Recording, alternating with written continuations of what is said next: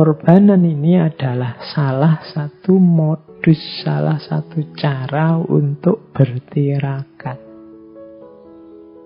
Logika tirakat itu apa sih? Di situ saya tulis ada beberapa. Logika tirakat itu logikanya mirip orang yang puasa, yang nanti pada saatnya akan buka puasa.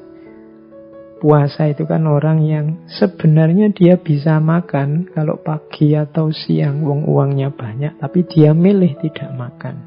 Ini kan tirakat. Yo, dia bukan orang yang tidak punya, cuma dia milih tidak makan. Demi apa? Nanti ada kebahagiaan lebih besar, namanya buka puasa. Jadi ilustrasinya logika tirakat itu ya kita puasa demi buka puasa. Orang yang berkorban tadi kan begitu. Loh, kalau mau kamu nikmati kepemilikanmu apapun. Tapi ya hanya itu yang akan kamu rasakan. Tapi kalau kamu mau tirakat sebentar, sudahlah yang kamu miliki biar dimanfaatkan dulu untuk orang lain yang lebih butuh. Nanti ada buka puasanya. Jadi kamu menahan dulu demi nanti. Sama dengan logika orang yang melekan itu begadang demi istirahat yang lebih lelap. Tahajud itu kan ada juga efek begadangnya, tapi demi kebahagiaan yang lebih sejati. Ini kan tirakat, ada sengsaranya sedikit, tapi nanti bahagianya jauh lebih besar. Ada capeknya sedikit, ada laparnya sedikit, tapi nanti kalau buka luar biasa nikmatnya. Sakit demi lebih sehat. Ini logika tirakat. Hari ini kan musimnya goes, musimnya sepedaan. Di mana-mana orang sepedaan. Lu sepedaan itu kan sakit, wong capek. Tapi banyak orang melakukan sepedaan. Tidak apa-apa, sakit sedikit, capek sedikit apa. Demi lebih sehat. Kalau boleh milih yang enak kan di rumah saja tidur, apalagi dingin-dingin seperti hari ini musimnya. Tapi kan pagi-pagi milih keluar, naik sepeda sampai jauh, sampai keringetan.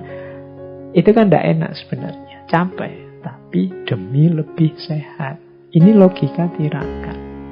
Menyepi demi bisa tangguh. Nanti kalau sudah tidak sepi lagi, kalau sudah ramai. Ini uzlah. Uzlah itu kan orang menjauh dari dunia biar tidak tergoda. Kemudian melatih mental yang kuat, yang tangguh dari godaan. Kalau sudah tangguh, balik lagi ke dunia ramai. Dan dia sekarang sudah tidak tergoda lagi. Ini namanya berkorban. Namanya tirakat. Menahan demi ketepatan saat melampiaskan. Ini tirakat. Mau ngomong, mau komentar, mau ngeritik orang, ditahan dulu. Ini sebenarnya tidak enak. Tapi coba berkorban dulu, ditahan dulu, tirakat dulu. Belajar dulu yang dalam sampai detail. Kalau sudah ngerti pasnya, baru ngomong, baru komen. Dan kemampuan semacam ini mungkin hari ini banyak kita butuhkan. Saya bilang tadi di depan banyak orang yang tidak mau susah, tidak mau berkorban, tidak mau puasa, tidak mau tidak enak sebentar saja.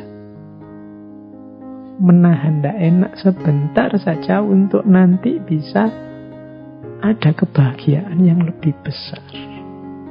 Seandainya nanti jadi ngomong, jadi komen, itu sudah sangat berkualitas. Daripada sekedar ngomong, sekedar nulis yang hasilnya hanya gegeran, tawuran, dan kisruh. Bahkan memang ada orang yang memang niati ngisruh. Nah, jadi berkorban itu melatih logika tirakat. Meninggalkan sesuatu demi kemanfaatan yang lebih besar saat nanti kembali. Ini tirakat. Memberi sesuatu demi kelegaan terlepasnya dari sesuatu dan kepuasan karena bisa membantu. Jadi sakit sebentar demi sehat yang sejati dan lebih panjang. Menyepi sebentar demi ketangguhan jiwa saat ramai. Menahan sebentar demi ketepatan saat melampiaskan. Ini tirakat. Nah, pengorbanan itu melatih jiwa tirakat ini. Karena modusnya pengorbanan itu kan modus tirakat. Jadi teman-teman, ternyata ini belum masuk ke korban yang penyembelihan itu. Kita masih ada di korban yang pengorbanan dalam hidup. Bagaimana pentingnya nilai pengorbanan dalam hidup. Ternyata secara umum berkorban itu penting dan luar biasa untuk hidup kita. Kalau mau diulang tadi dari depan, yang pertama, pengorbanan itu adalah sunnatullah. Yang kedua, pengorbanan itu adalah jalan kesuksesan. Yang ketiga, pengorbanan adalah manifestasi dari cinta. Yang keempat, pengorbanan membebaskan diri kita dari ego. Yang kelima, pengorbanan melatih kita untuk tidak terikat dengan dunia. Dan yang keenam, pengorbanan adalah tirakat, yaitu menahan sebentar, menjauh sebentar, sakit sebentar, puasa sebentar, demi kebahagiaan, demi buka puasa, demi kebenaran yang lebih manfaat pada akhirnya. Oke, baik, itu tadi dasar-dasar konsep-konsep pengorbanan secara umum. Selanjutnya baru kita masuk ke ranah korban yang oleh umat Islam dilakukan dengan cara menyembelih binatang ternak tertentu, sapi, kerbau, kambing, onta. Binatang tertentu berarti tidak semua binatang, memang ada syarat dan ketentuannya, ada rumusnya. Kita mulai ya, karena memang tema utamanya justru di korban ini, yang mungkin teman-teman sudah menjalaninya sejak kecil, sudah melihatnya. Nah, malam ini kita coba masuk ke ranah hikmahnya.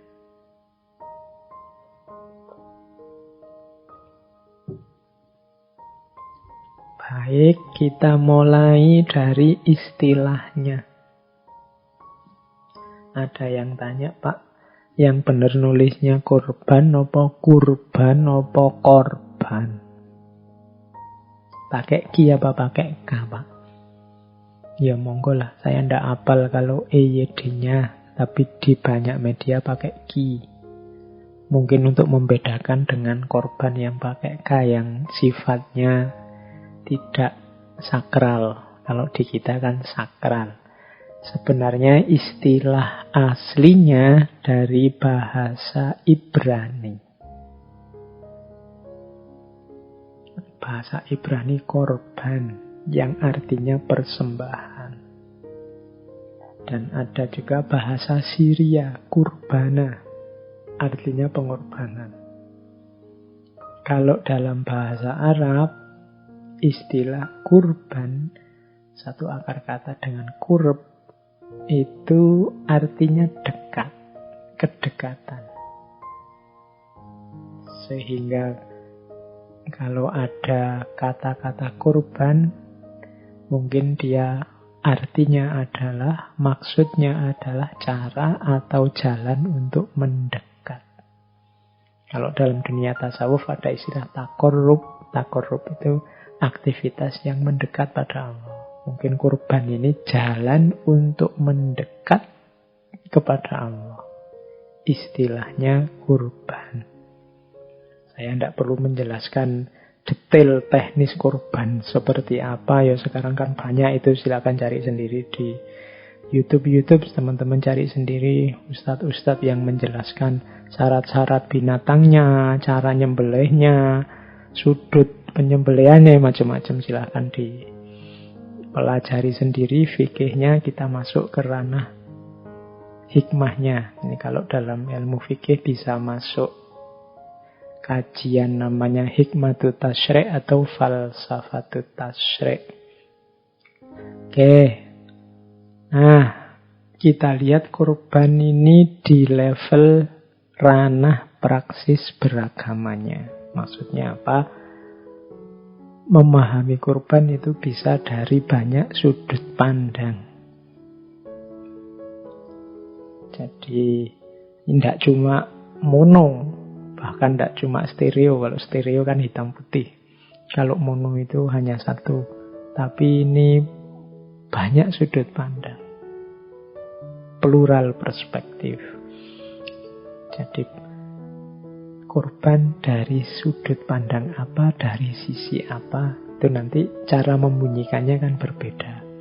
Kadang-kadang kita hari ini tidak setuju dengan orang ini kok ngomongnya begitu. Sebenarnya kita ternyata tidak melihat orang ini ngomong dari perspektif apa. Kita kesusu tidak setuju.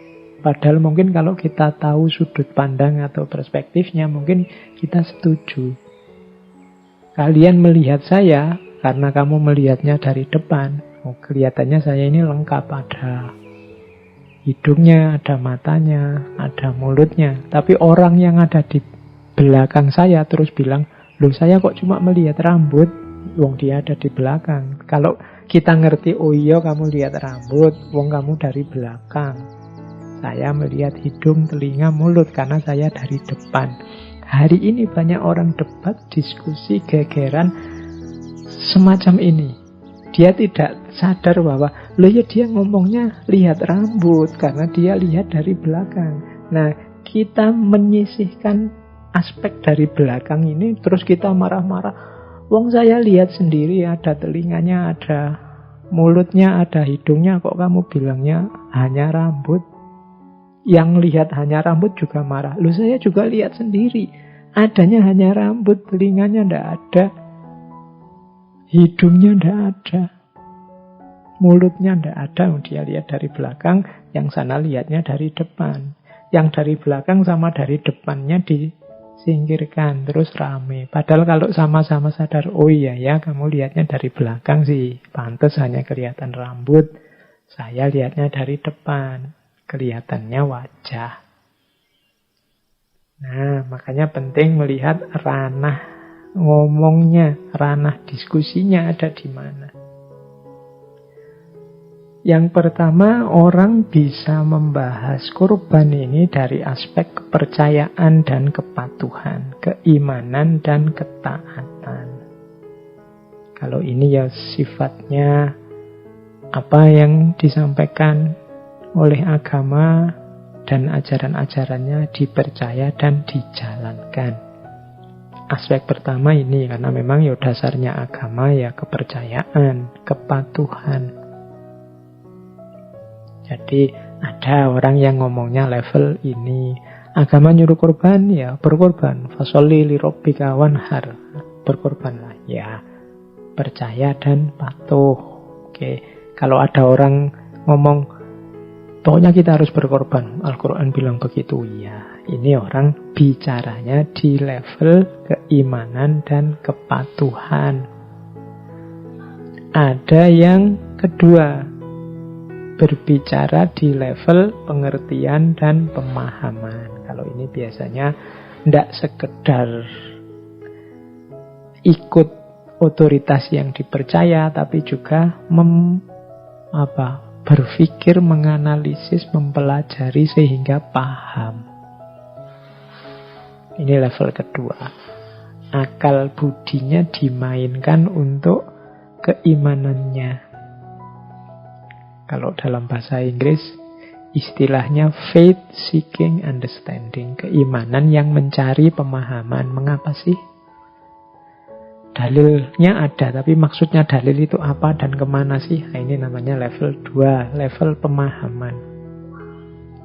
Ada yang ketiga, level hikmah. Kalau level hikmah, ini dicari, dilacak dua hal. Yang pertama manfaatnya, yang kedua barokahnya. Jadi saya mendefinisikan sederhana, hikmah itu mengejar manfaat dan barokah dari sesuatu. Barokah itu kan manfaat yang di luar kalkulasi normal. Itu namanya barokah. Kalau saya gajinya 1 juta, sementara 1 hari saya habisnya 10.000, maka di akhir bulan uang saya defisit berapa, lebih berapa, atau tinggal berapa, atau kurang berapa. Itu kalkulasi pas, namanya manfaat. Tapi ada kalanya barokah. Barokah itu kalkulasinya tidak persis seperti itu. Harusnya kalau uangku cuma 1 juta, ini sebulan tidak nyampe. Tapi kok ya nyampe ya.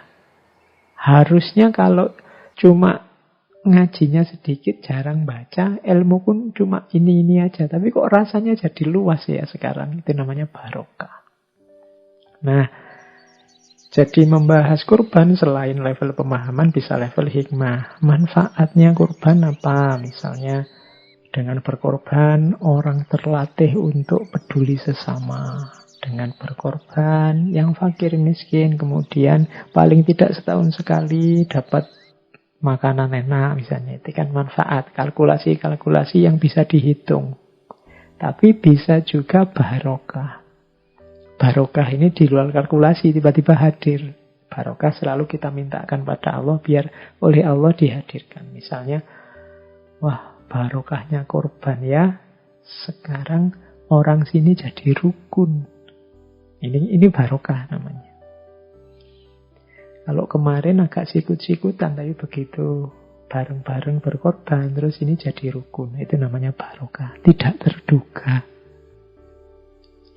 Wah, gara-gara misalnya kita nyari hikmahnya virus corona, itu nanti bisa level manfaat, bisa level barokah. Manfaat itu kalkulasi-kalkulasi rasionalnya, jadi gunanya yang bisa dijangkau oleh akal pikiran itu manfaat. Tapi ada manfaat yang tidak terduga, tidak terjangkau, harusnya tidak seluas itu, sepanjang itu. Nah, itu namanya barokah. Nanti dalam kurban juga ada. Ada manfaatnya, ada barokahnya. Ini kalau kita tidak ngerti level ngomongnya, terus kalau ada orang misalnya ngomong level barokah, terus marah-marah. Hubungannya apa? Kurban sama toleransi, kurban sama kerukunan, tidak nyambung sama sekali. Kurban itu ya bla bla bla bla. Nah, itu kurang sadar level pembicaraan. Ya kurban itu yang penting ada dalilnya, dijalankan, kita patuhi. Perintahnya Allah kan sudah. Iya, kamu benar. Tapi kamu ada di level kepercayaan dan kepatuhan. Nanti ada ahli tafsir, para ulama yang menjelaskan A, B, C, Z detailnya. Biasanya itu level pemahaman.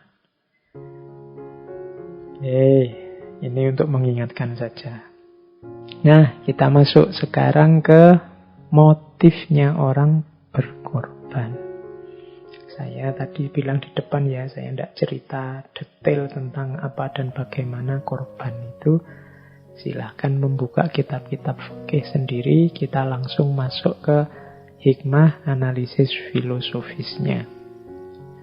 Nah, orang yang berkorban ini kalau kita baca ada motif-motifnya. Ini namanya level-level niatnya. Ini untuk mungkin ada di antara kita yang tahun ini berkorban, ayo ditata lagi kita ada di jenjang niat yang mana. Yang pertama, level norma. Level norma ini orang yang berkorban yang niatnya menjalankan norma. Ya wis aturannya begitu. Kayak tadi ya, dalilnya begitu ya saya jalan. Level normatifnya. Tindakan yang dilakukan karena menjalankan norma. Itu level normatifnya. Ada yang kedua level responsibility. Kalau ini tidak sekedar menjalankan, tapi adanya rasa tanggung jawab, rasa kewajiban. Sebagai seorang muslim yang mampu, ya pantasnya aku ini korban demi kepedulian pada sesama. Ini namanya niat level 2, responsibility. Rasa wajib. Sebagai orang yang punya kemampuan. Yang ketiga, ada level reward and exchange. Kalau ini melakukan ibadah korban dengan niat menunggu reward dan exchange, menunggu balasan, entah dalam bentuk pahala di akhirat nanti maupun pahala konkret di dunia ini. Yo, kayak kita kalau sedekah terus, wah ini saya sedekah 1.000, nanti baliknya 700.000. Saya tunggu, pasti balik 700.000. Itu niat menunggu reward and exchange, menunggu balasan dan gantinya dari Allah. Nah, itu yang ketiga. Apa salah Pak begitu? Ya enggak, ya memang levelnya beda sama level-level niat yang lain. Apa salah Pak kalau saya hanya menjalankan kewajiban? Atau apa salah saya kalau hanya normatif saja? Enggak. Cuma levelnya memang beda. Dan yang terakhir, yang kita sebut ikhlas. Melakukan korban dengan kesadaran karena Allah dan untuk Allah. God only consciousness. Jadi kita menyebutnya ikhlas. Nah, silahkan, kemungkinan ada teman-teman yang tahun ini berkorban atau tahun-tahun yang akan datang, dipetani sendiri niatnya ada di posisi mana. Di posisi normatif, posisi kewajiban saja, atau menunggu balasan, atau ikhlas lillahi ta'ala, karena Allah saja dan untuk Allah saja. Pak, saya korban itu ikhlas kok Pak, karena Allah saja. Siapa tahu nanti oleh Allah dibalas. Oh ya dibalas, ya berarti itu reward and exchange, bukan ikhlas. Kalau ikhlas itu sudah tidak nunggu balasannya apa, nanti diberi apa. Insya Allah, Allah ngerti yang terbaik. Allah akan memberikan. Nah, kalau ada Allah yang memberikan, ya berarti kita nunggu pemberian, reward and exchange. Ya memang tidak mudah untuk ikhlas total, tapi rumusnya adalah ayo beramal baik sampai ikhlas. Jangan nunggu ikhlas dulu baru beramal. Kalau nunggu ikhlas baru beramal, tidak beramal nanti. Jalankan saja kebaikan, lama-lama ya bisa ikhlas. Yang penting korban ya, meskipun masih normatif, meskipun responsibility karena kewajiban, ya muslim ya gimana lagi, ya korban. Atau saya menunggu balasan Pak di dunia ini atau di akhirat nanti, tidak apa-apa. Yang penting berkorbanlah sesuai yang diajarkan. Bahkan Kanjeng Nabi kan, barang siapa yang punya kemampuan tapi tidak mau korban, jangan dekat-dekat dengan tempat sholat kita. Baik, itu dari level niatnya. Sekarang masuk ke maknanya.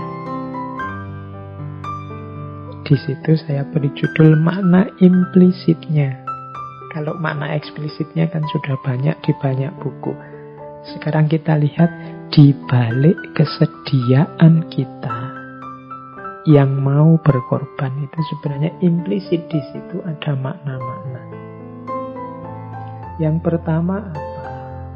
Pengakuan kita, syahadat kita tentang Allah yang Maha Kuasa.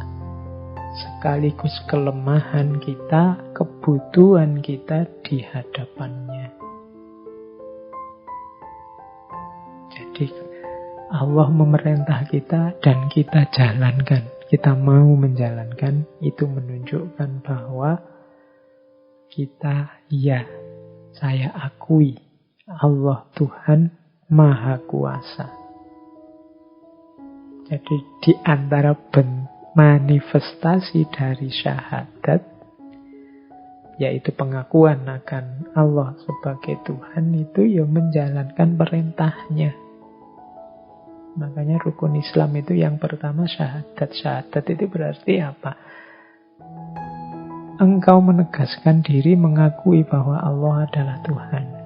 Buktinya apa? Perintahnya mau kamu jalankan. Jadi pengakuan bahwa ada Tuhan yang Maha Kuasa, kita buktikan dengan jalan mau menjalankan perintahnya, antara lain untuk berkorban. Yang kedua, korban menunjukkan kerelaan seorang hamba atas segala ketetapannya. Raditu billahi robba, aku ridho Allah Tuhanku. Tapi kadang-kadang kalau diputuskan apa oleh Allah, kita protes, kita komplain, kita tidak mau terima. Itu namanya tidak raditu. Pak, eman-eman Pak, kambingnya, eman-eman uangnya, eman-eman sapinya, berarti tidak rela. Kemudian dibalik kesediaan kita untuk korban adalah kesediaan kita untuk dekat dengannya. Tadi di depan dijelaskan bahwa korban itu manifestasi dari cinta.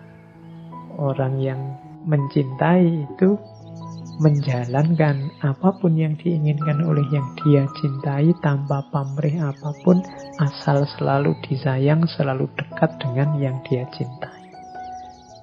Maka berkorban hakikatnya menunjukkan rasa cinta kita, bukti dari cinta kita kepadanya. Yang keempat, berkorban adalah pembebasan diri dari selainnya. Jadi karena tadi kita akui Allah satu-satunya, kita rela dengan segala ketetapannya, kita cintai Dia dan kita ingin selalu dekat dengannya, antara lain dengan korban, maka di balik itu semua akan tampak bahwa kita membebaskan diri dari apapun selain darinya. Jadi hanya satu tinggal yang tersisa, yaitu Allah saja. Itu makna implisit korban ada di situ. Yang terakhir, makna implisit korban adalah spiritualisasi hidup dan unsur-unsur kehidupan yang ada di sekeliling kita.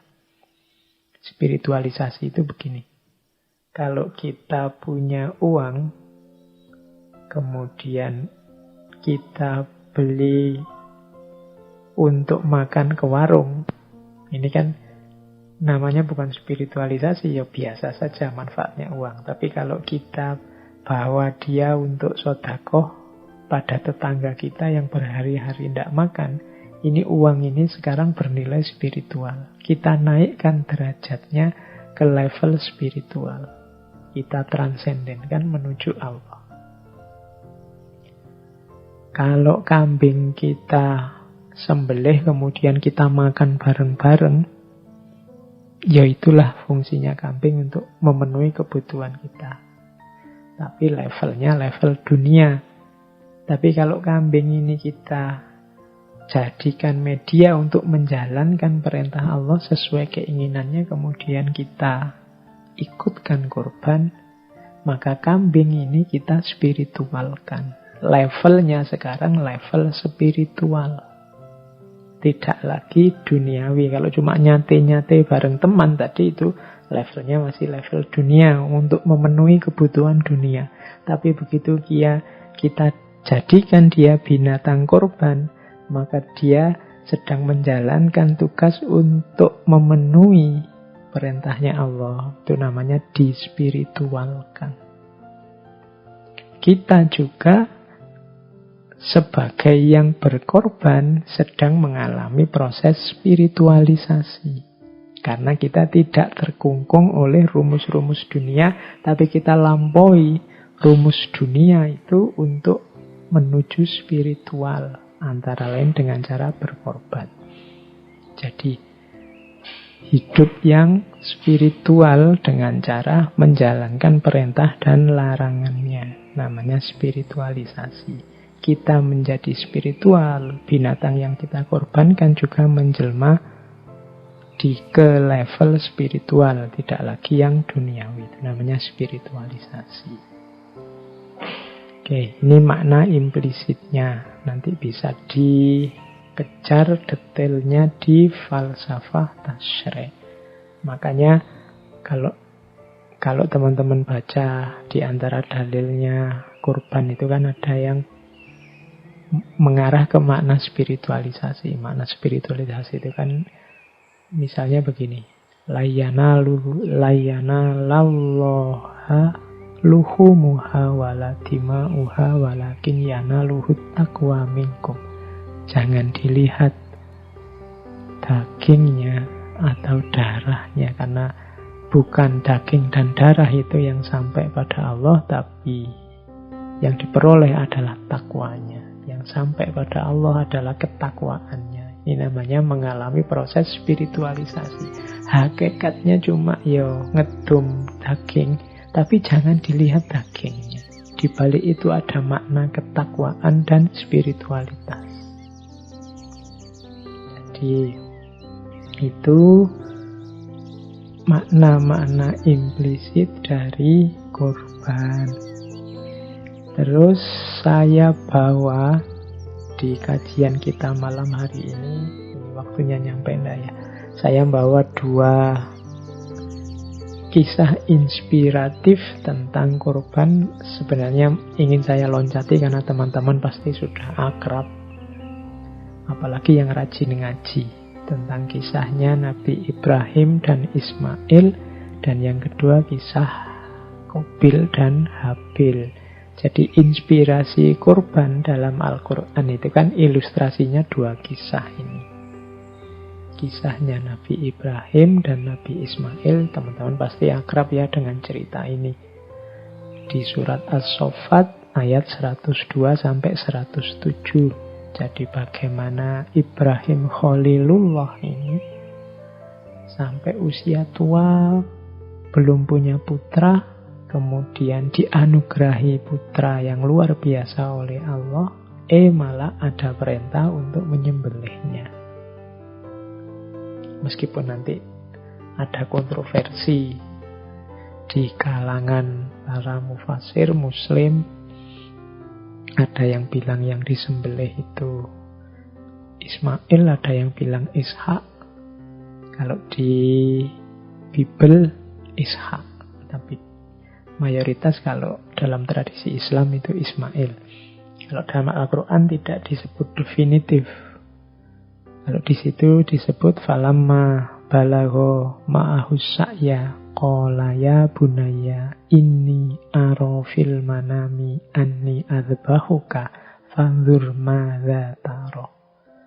Ketika balagho ma'ahus sa'ya, ketika usianya sudah dewasa, sudah bisa diajak bekerja, terus Nabi Ibrahim ini mengalami mimpi menyembelih anaknya.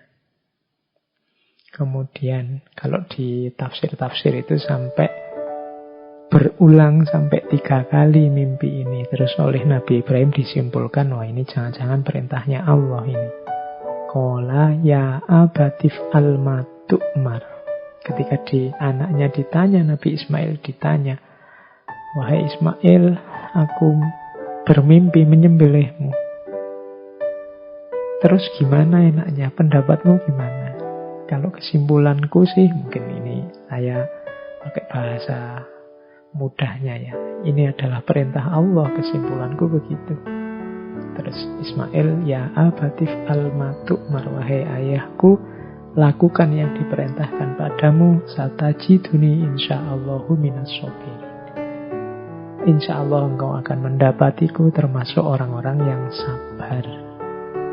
Nah, di ayat-ayat selanjutnya kemudian teman-teman pasti sudah ngerti bagaimana ketika sudah siap adegan itu, malaikat datang kemudian menggagalkan penyembelihan itu dan digantikan dengan wafadainahu bidhibhin adzim, digantikan dengan sembelihan yang besar. Oke. Secara umum narasinya sama, meskipun nanti ada dua cara membaca cerita ini.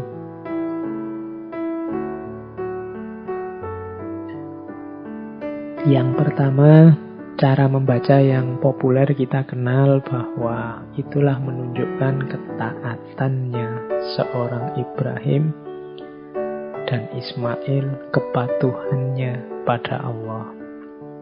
Ada juga versi, misalnya Ibnu Arabi yang menafsirkan ini menunjukkan bahwa Allah akan selalu menolong hambanya.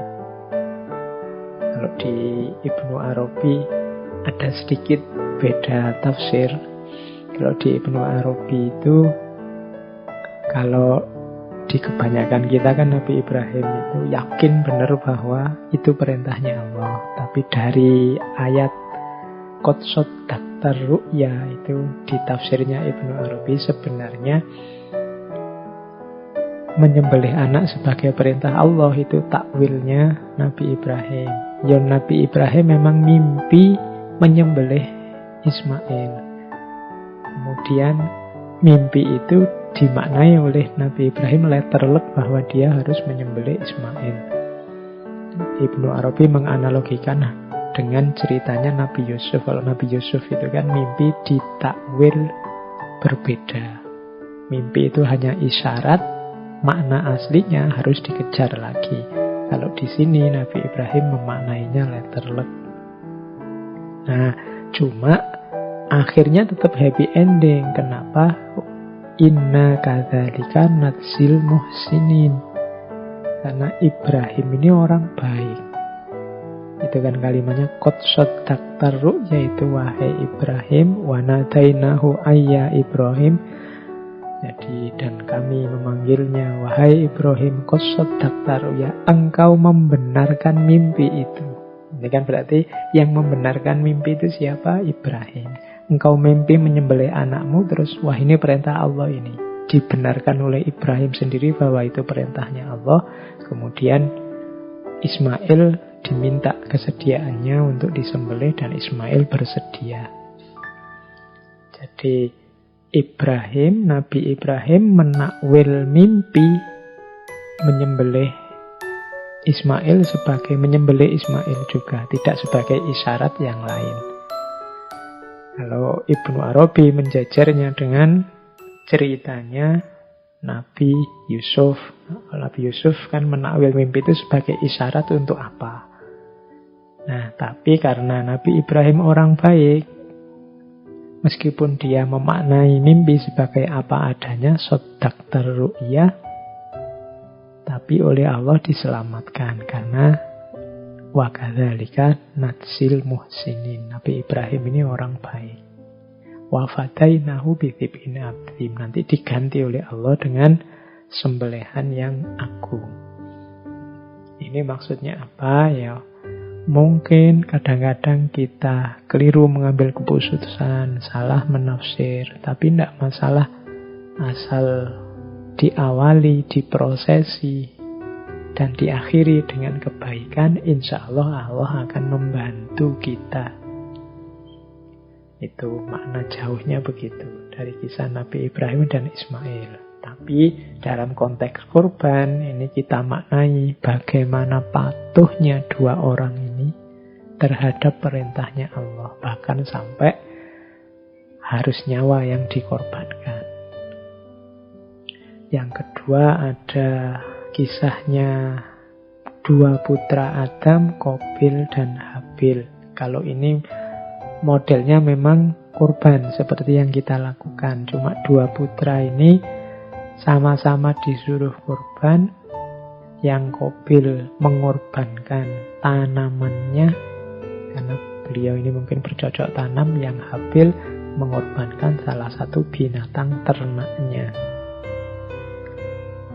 Cuma dari dua orang putra ini hanya satu yang diterima, yaitu yang dari Habil, yang berupa binatang ternak. Ini yang membuat nanti Qabil iri luar biasa. Qabil marah, kemudian mengancam saudaranya, la aqtulannak, sungguh aku akan membunuhmu. Meskipun adiknya ini kelihatannya sabar,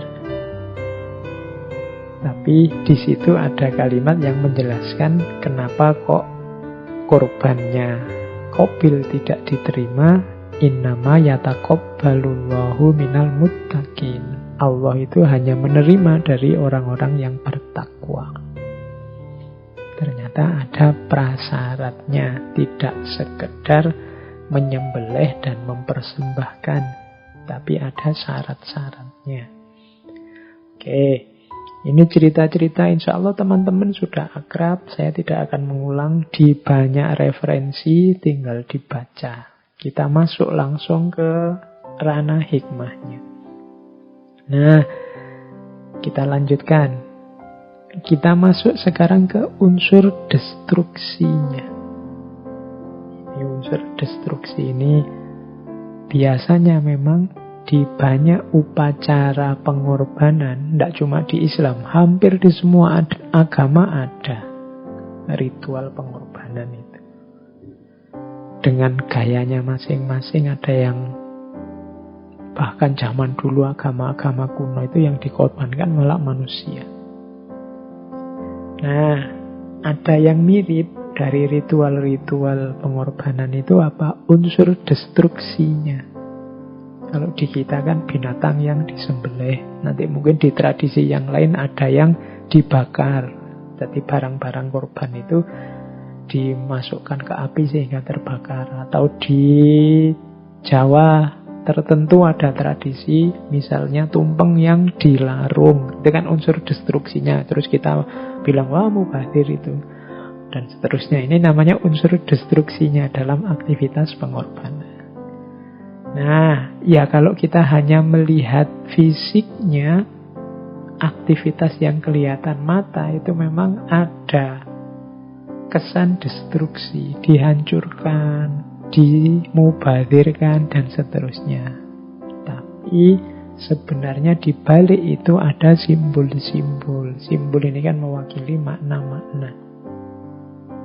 Nah, dari beberapa referensi bisa disimpulkan apa sih maknanya, kenapa disembelih, kenapa dibakar sampai jadi abu, kenapa dibuang ke laut, dan macam-macam.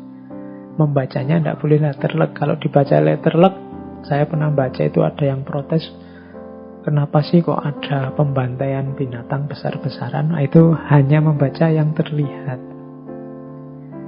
Di balik itu ada simbolisme, ada makna-makna. Maknanya apa? Yang pertama, yaitu pengorbanan yang total. Pengorbanan yang total itu korban tidak setengah-setengah. Sepenuhnya aku ingin berkorban. Disimbolkan apa? Misalnya binatang yang aku korbankan ini disembelih. Tumpeng yang aku bawa ini dilempar ke laut. Kemudian ada yang dibakar, ada yang macam-macam. Ini menunjukkan apa? Azam yang kuat untuk berkorban secara total. Tidak ada sisanya, tidak tak ambil lagi. Sudah memang aku korbankan. Tidak ingin apa-apa, tidak pamrih apa-apa. Jadi yang pertama, simbolisme dari pengorbanan yang total, tidak setengah-setengah. Yang kedua, yang unsur destruktif tadi, simbol dari apa? Pembebasan diri. Simbol bahwa dunia sudah tidak mengikatku lagi, bahwa dunia yang disimbolkan, yang aku korbankan ini sudah tidak aku anggap penting lagi, karena yang penting hanya Engkau, Tuhan, Allah, dan seterusnya. Jadi ada makna pembebasan diri.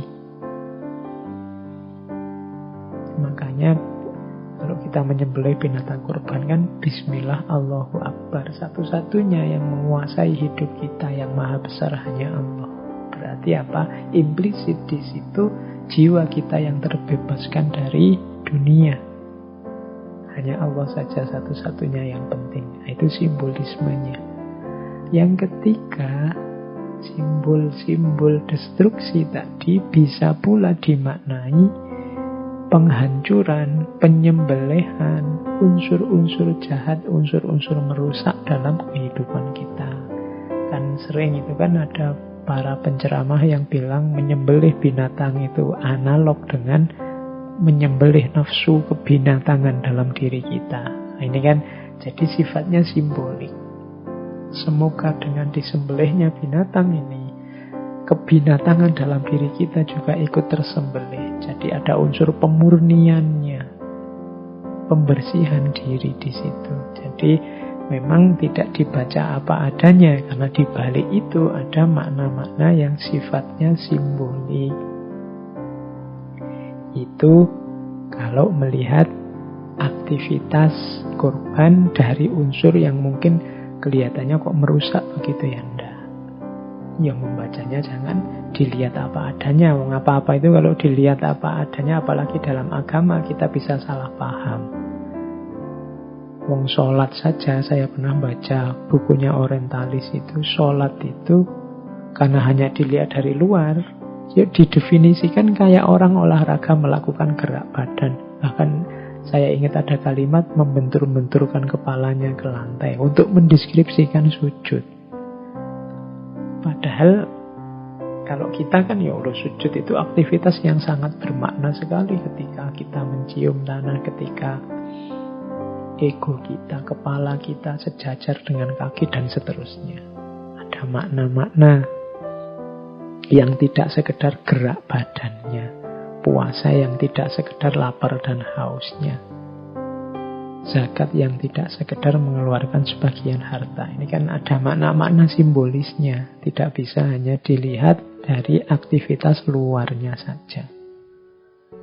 Oke, apa ya Pak bisa begitu? Masa kalau kita kurban, apa ya nafsu kebinatangan dalam diri kita tersembelih? Loh, idealnya begitu. Kalau tidak begitu, ya usahakan bisa begitu. Karena di balik simbolisme itu kan, di balik yang kelihatan ada maknanya. Kalau yang tadi saya sebut ada hikmah, manfaat, dan barokahnya. Kita harus nyampe ke sana. Kalau hanya nyampe di simbolnya saja, ya masih setengah jalan. Jadi itu, karena kan kadang ada yang memang mengkritik ini, dibahasakan sebagai pembantaian besar-besaran setiap Idul Adha. Terus, nah ini saya bawa juga prinsip-prinsip berkorban. Jadi prinsip-prinsip berkorban ini bagi yang akan menjalankan korban, perhatikan. Itu di slide-nya ada yang saya warna merah, ada yang saya warna hitam, ada yang saya warna hijau. Yang warna merah itu awalnya, yang tengah itu dalam prosesnya, dan yang terakhir itu setelah dilaksanakan. 3 yang pertama, yang awalnya adalah memahami aturannya, tidak mengurangi atau melampaui batasnya, dan yang ketiga, semampunya dan sekuatnya. Jadi yang pertama, saat kita akan berkorban, ya harus ngerti aturannya ya, tidak boleh ngawur. Ada rumus-rumusnya. Pak, kenapa sih kok tidak bisa korban mbok pakai telur saja, apa sama-sama binatang, mbok ikan saja Pak, lebih bergizi misalnya, ya tidak bisa. Ada rumusnya, ada aturannya. Jadi dalam agama itu ya ada yang ta'abudi, ada yang ta'akuli. Ta'abudi itu ya sudah diikuti saja apa adanya, ya meskipun nanti ada unsur-unsur yang bisa dijelaskan secara rasional, tapi tidak semuanya. Yang penting pertama-tama pahami dulu aturan mainnya. Jangan sampai nanti aturan mainnya tidak dijalankan, ditafsir dewe, dirancang sendiri. Nanti bisa kacau. Misalnya, Pak, tetangga saya ini kan lebih butuh uang daripada daging. Saya beri uang saja ya Pak, dia tidak usah korban. Ya tidak apa-apa, cuma kalau kamu beri dia uang, namanya bukan korban, tapi sedekah. Apa-apa kan ada polanya sendiri. Ya bagus, tidak apa-apa kalau memang dia butuh uang. Kamu uang korban itu sunnah, saya milih sedekah saja Pak, menurut saya lebih manfaat untuk dia, ya silahkan. Tapi namanya ya bukan korban. Jangan bilang, saya korban uang loh tahun ini. Ya enggak, itu belum korban. Maka pahami aturannya. Yang kedua, jangan mengurangi atau melampaui batas. Jadi apapun sebenarnya aturan itu kan ada batasnya. Mengurangi itu ya di bawah standar, kalau melampaui batas di atas standar. Ini hubungannya sama aturan tadi. Dan yang ketiga, semampunya dan sekuatnya.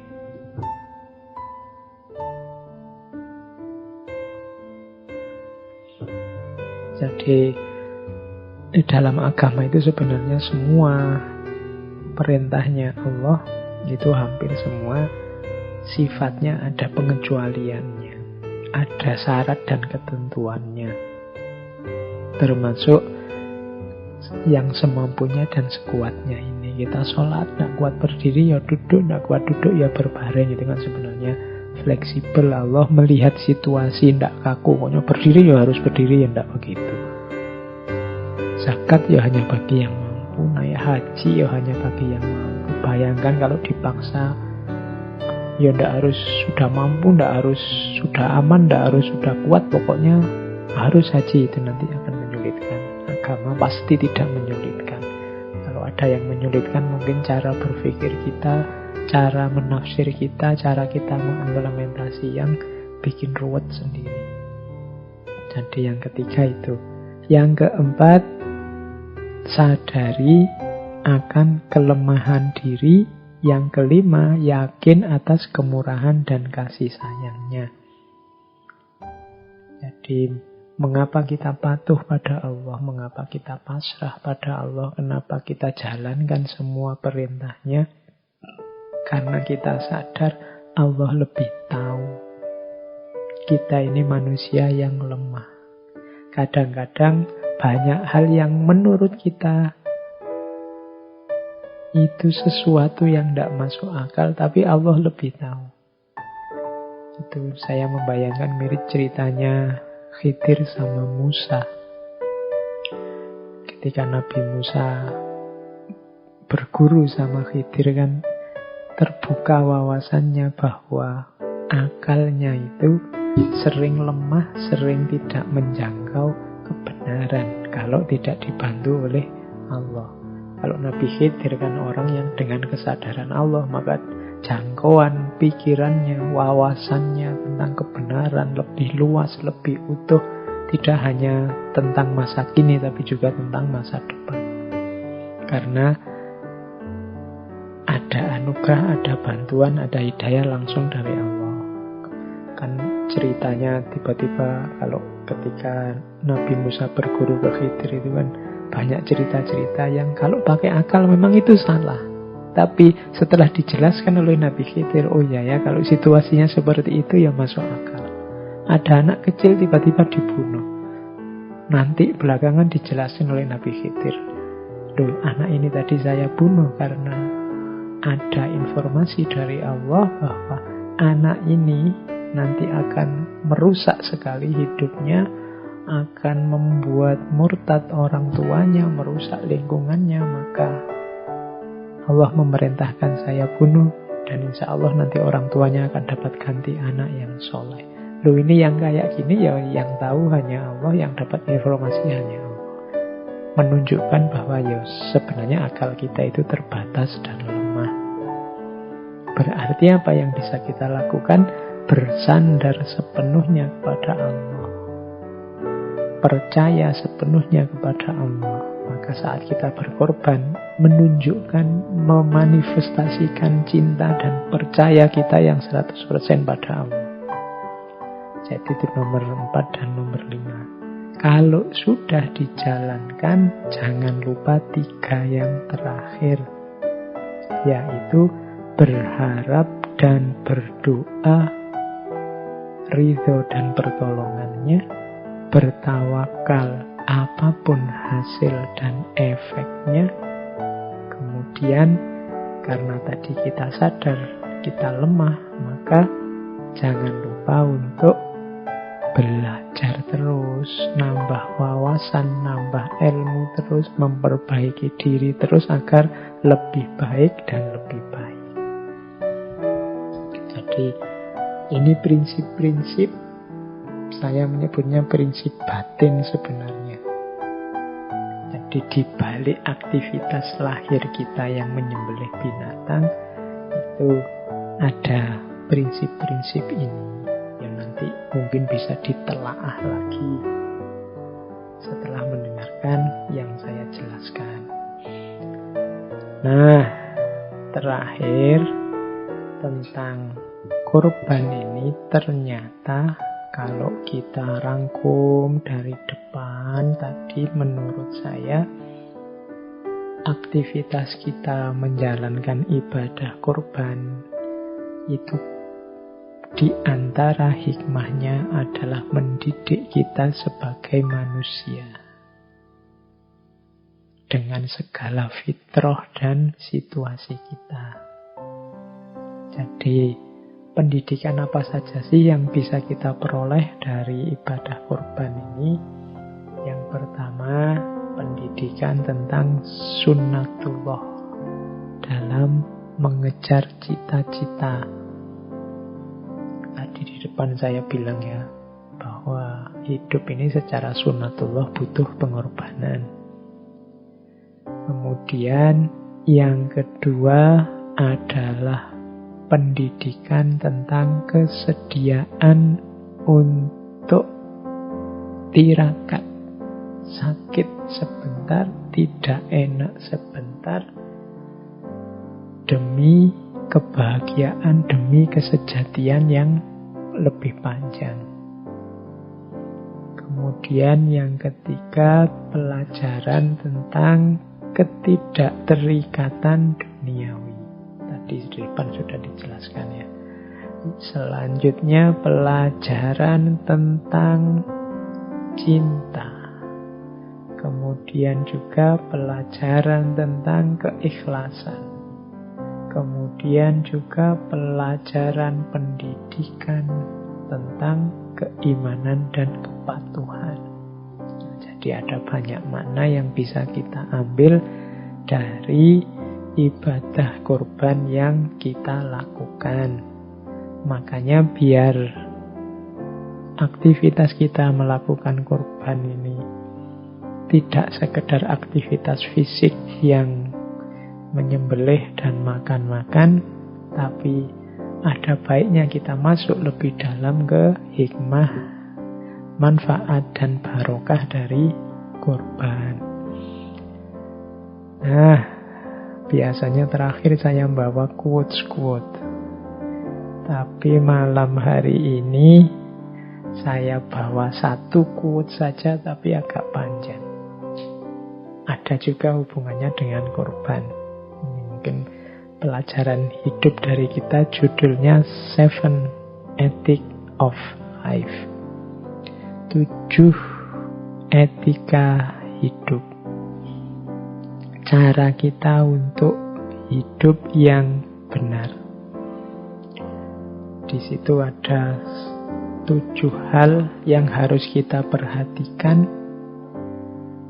Jalannya apa kalau kita ingin menghasilkan apa. Yang pertama tentang pengorbanan tadi. Before you can sacrifice. Sebelum engkau memperoleh sesuatu, maka berkorbanlah. Itu nama lainnya. Kalau engkau ingin memperoleh sesuatu, ya harus berani berkorban. Tadi di depan sudah saya jelaskan panjang lebar. Yang kedua, before you spend, earn. Sebelum engkau membelanjakan, sebelum engkau belanja, maka earn. Bekerjalah, carilah. Yo, jangan belanja terus, yang ngumpulin duit juga. Before you spend, earn. Kemudian, before you pray, believe. Sebelum engkau berdoa, sebelum engkau memohon, percayalah. Saya sering menjelaskan banyak di antara kita yang kalau berdoa tidak serius. Di antara ketidakseriusannya adalah tidak 100% yakin dan percaya bahwa doanya akan dikabulkan. Ini akan mempengaruhi pengabulannya. Saya sering bilang Allah itu datang sejauh keyakinan kita. Kalau kita yakinnya hanya 50%, ya kemungkinan doa kita dikabulkan juga 50%-nya. Before you pray, believe. Sebelum engkau berdoa, percayalah. Kalau kamu tidak percaya, ya tidak mungkin engkau berdoa bisa mantap. Yang keempat, before you speak, listen. Sebelum engkau bicara, dengarkanlah. Ini sudah sering saya jelaskan bahwa mendengar itu lebih penting dari bicara. Mendengar bisa meningkatkan kualitas hidup kita, mendengar bisa nambah wawasan kita, mendengar bisa menambah pengetahuan kita, dan banyak manfaat yang lain. Kalau berbicara, ini kalau tidak hati-hati bisa jadi sumber masalah.